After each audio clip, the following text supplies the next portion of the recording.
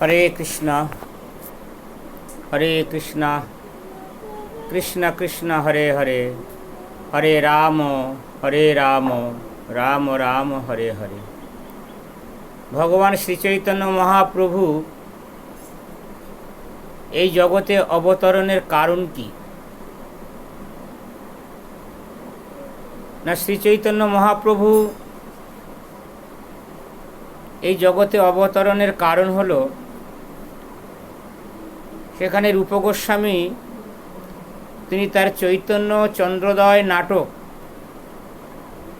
সেই নাটকে তিনি শ্লোকের মাধ্যমে বর্ণনা করছেন, বৈরাগ্য বিদ্যা নিজ ভক্তি যোগ শিক্ষার্থম এক পুরুষ পুরাণ শ্রীকৃষ্ণ চৈতন্য শরীরধারী কৃপা অম্বুধি তত অহম প্রপদে। অর্থাৎ বৈরাগ্য বিদ্যা, বৈরাগ্য কথার অর্থ হল কৃষ্ণ ভক্তি অনুশীলনের প্রতিকূল পরিস্থিতিগুলোর প্রতি বিরক্তিভাব। অর্থাৎ কৃষ্ণ ভক্তি অনুশীলনের অনুকূল ভাবগুলো গ্রহণ করা আর প্রতিকূল ভাবগুলো বর্জন করা, এটাই হলো প্রকৃত বৈরাগ্য। বৈরাগ্য দুই প্রকার আছে, একটা হলো ফল্গু বৈরাগ্য, একটা হলো যুক্ত বৈরাগ্য। যুক্ত বৈরাগ্য মানে সর্বদা ভগবানের সঙ্গে বা ভগবানের সঙ্গে সম্পর্কিত বিষয়ের সঙ্গে যুক্ত থাকা, যুক্ত থেকে ভগবানের আরাধনা করা,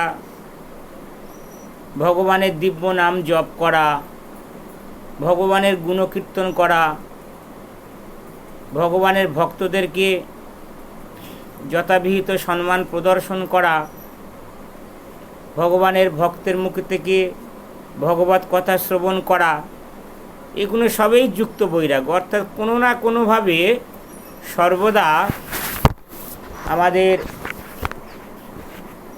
ভগবানের বিষয় সম্পর্কের সঙ্গে যুক্ত থাকতে হবে। আর একটা বৈরাগ্য হলো ফল্গু বৈরাগ্য, যেটাকে বলা হয় আপনার মানে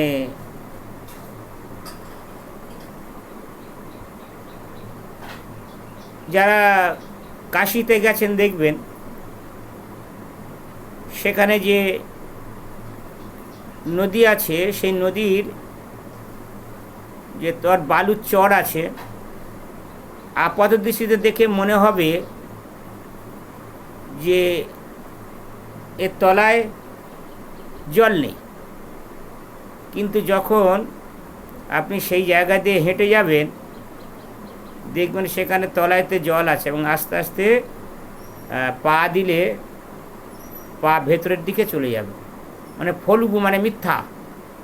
উপরে আবরণটা দেখে হয়তো মনে হতে পারে যে ইনি সাধু, তার বেশভূষা দেখে মনে হতে পারে ইনি সাধু, কিন্তু প্রকৃতপক্ষে তিনি অন্তর থেকে সাধু নয়। তার অন্তরের মধ্যে কামনা বাসনা অনেক কিছু রয়ে গেছে, এটাকে বলে ফল্গু বৈরাগ্য। আর বিদ্যা মানে জ্ঞান। ভগবান চৈতন্য মহাপ্রভু তিনি পারমার্থিক জ্ঞান প্রদানের জন্য এই জগতে আবির্ভূত হয়েছে। আর নিজ ভক্তি যোগ মানে নিজের ভক্তিমূলক সেবা, নিজে আচরণ করে জগৎবাসীকে শিক্ষা দিয়েছেন যে কেমন করে রাধা কৃষ্ণের প্রতি কাঁদলে রাধা কৃষ্ণের কৃপা পাওয়া যাবে। বৈরাগ্য বিদ্যা নিজ ভক্তিযোগ শিক্ষার্থম এক পুরুষ পুরাণ।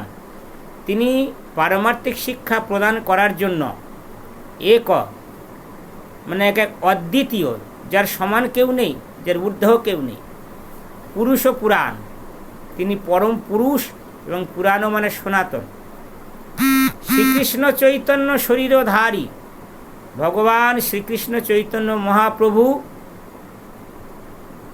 শরীর ধারণ করে কৃপা অম্বুধি, অম্বুধি মানে সমুদ্র, মানে কৃপার সমুদ্র, কৃপা অম্বুধি যৎ মানে যিনি, তম মানে তার নিকট, অহম মানে আমি, প্রপদে মানে আত্মসমর্পণ করি,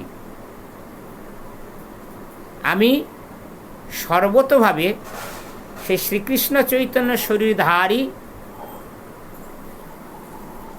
তার কৃপা লাভ করার জন্য তার শ্রী চরণ তলে আমি আত্মসমর্পণ করি।